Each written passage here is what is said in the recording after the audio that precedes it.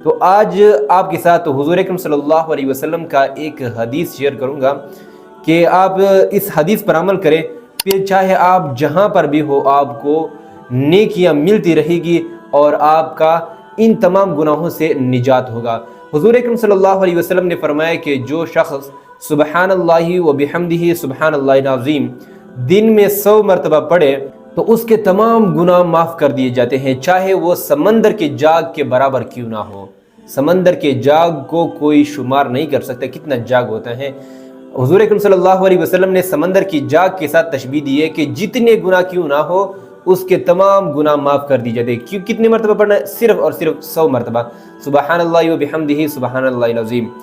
اور دیگر علماء اکرام نے فرمایا ہے کہ جو شخص روزانہ کی بنیاد پر 200 مرتبہ سبحان اللہ و بحمدہ سبحان اللہ العظیم پڑھتا ہے تو اللہ تعالیٰ اس کے لیے اس دن کے تمام کاموں کو آسان کر دیتا ہے۔ تو کتنی بڑی بات ہے اور چھوٹے کلمات ہیں سبحان اللہ و بحمدہ سبحان اللہ العظیم۔ اور اس کے ساتھ ساتھ دوسرے نمبر پر ہے چوتھا کلمہ لا الہ الا اللہ وحدہ لا شریک لہ لہ الملک ولہ الحمد۔ یہ کلمہ جو ہے چوتھا کلمہ، آپ جب بازار جاتے ہیں، بازار میں ہیں تو آپ اس کلمے کا ورد کریں، 3 مرتبہ پڑھنا ہے، 5 مرتبہ پڑھنا ہے، 7 مرتبہ جتنا آپ پڑھ سکتے ہیں۔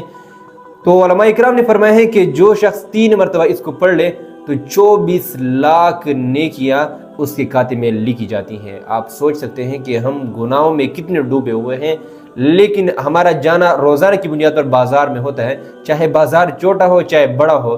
اگر آپ ان کلمات کا ورد کریں، اللہ کا ذکر کرتے تو آپ کا بازار میں چلنا ہر قدم پر نیکی نیکی آپ کو ملتا رہے گا، گویا ایسا ہوگا جیسے آپ عبادت کر رہے ہو۔